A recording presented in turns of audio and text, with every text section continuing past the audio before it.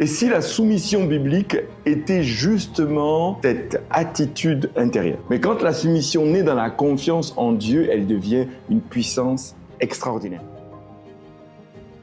Et si la soumission était une clé pour faire de nos différences une force? Ah oui, le mot dérange. La soumission provoque des réactions. Ça réveille des blessures, puis ça évoque parfois domination, effacement, perte d'identité. Et si on avait mal compris ce que Dieu voulait dire au travers de ce mot? Et Dieu, la Bible, mais la réalité qu'il y avait derrière. Parce que dans un couple, les différences, elles sont réelles. Il y a des différences profondes de genre, de tempérament, de sensibilité, de leadership, de rythme, de vision de la vie, d'éducation. Vous voyez, les différences sont énormes.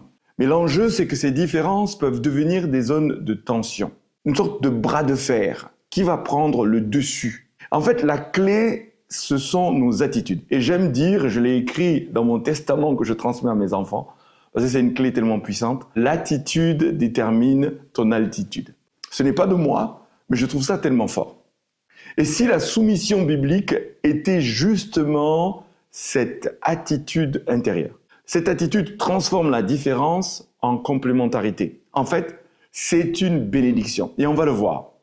Non pas une posture extérieure d'écrasement, mais une disposition du cœur.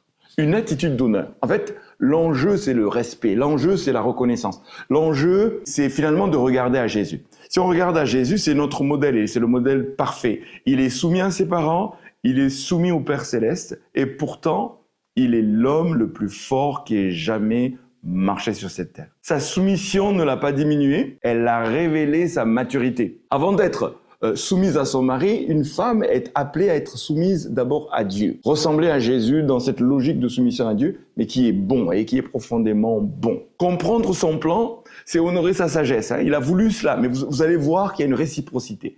Respecter son ordre, c'est très important. La soumission conjugale ne veut pas être signe de l'enracinement dans une soumission qui est hors de Dieu. Non, sinon elle devient peur, manipulation, destruction, et ça, on n'en veut pas, et Dieu non plus. Mais quand la soumission naît dans la confiance en Dieu, elle devient une puissance extraordinaire.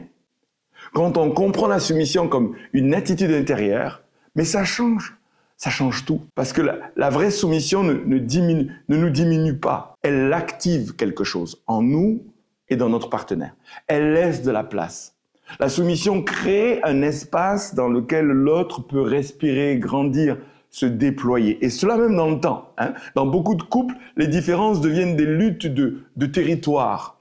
Qui a raison? Qui aura le dernier mot? Qui décide enfin? Vous savez, c'est une lutte de pouvoir, un duel. Mais la soumission biblique ne parle pas d'infériorité, ça parle d'honneur en fait. Et l'homme doit honorer sa femme. Honorer, c'est reconnaître la valeur. Je reconnais la valeur que Dieu a déposée dans l'autre.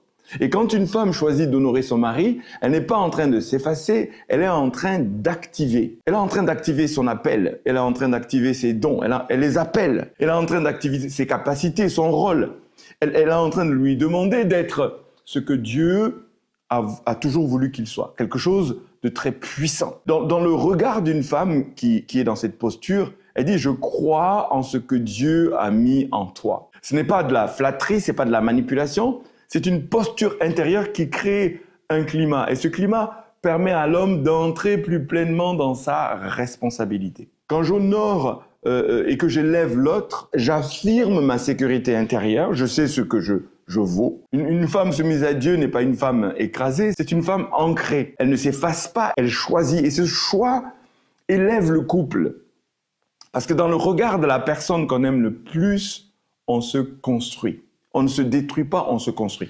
Beaucoup d'hommes portent des blessures, elles sont invisibles. Mais quand un homme sent dans le regard de son épouse de l'honneur, de la confiance, de la foi, en fait, ça produit un relèvement, ça produit de l'espérance, un élan pour pleinement occuper et devenir ce qu'on doit devenir. Et des fois même, c'est un processus et ça demande du temps. Je voudrais vous donner un témoignage personnel.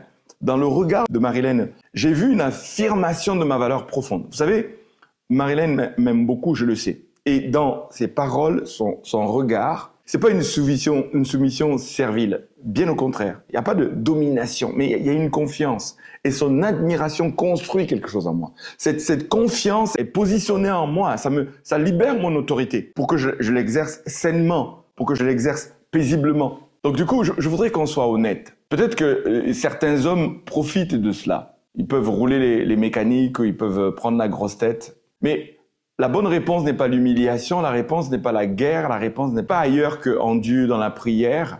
La foi est une clé. La foi refuse d'enfermer l'autre. Même dans ce qu'il était dans le passé, dans ses blessures, dans ses dysfonctionnements, la foi voit ce que Dieu peut faire. Et il peut faire infiniment au-delà de ce que nous demandons et pensons.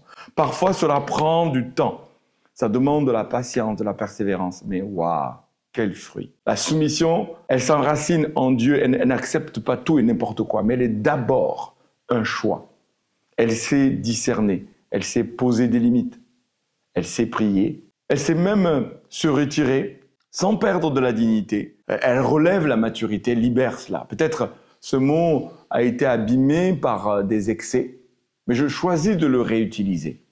Peut-être il a été utilisé pour contrôler, dominer, écraser, mais ce n'est pas le cœur de Dieu. Je voudrais le dire, ce n'est pas le cœur de Dieu. Je voudrais parler de ces différences sans que ce soit des menaces. Oui, il y a des différences et ces différences sont une force. L'autorité ne domine pas, elle protège. L'honneur ne diminue pas, l'honneur élève. Une femme qui choisit la soumission selon Dieu ne perd pas du terrain, au contraire, elle en gagne. Elle prend de la hauteur. Parce que l'attitude détermine ton altitude. Et il y a une altitude pour ton couple qui est possible. Ça change l'atmosphère. Le couple respire, le couple est libéré, il peut vivre une vraie unité. La soumission n'est pas une faiblesse. Non, je voudrais dire avec force. En fait, c'est une capacité, un empowerment dans un terme anglais. Mais c'est maîtrisé, c'est donner de la force au couple. Une force qui choisit d'élever, une force qui choisit de croire, une force qui choisit d'honorer.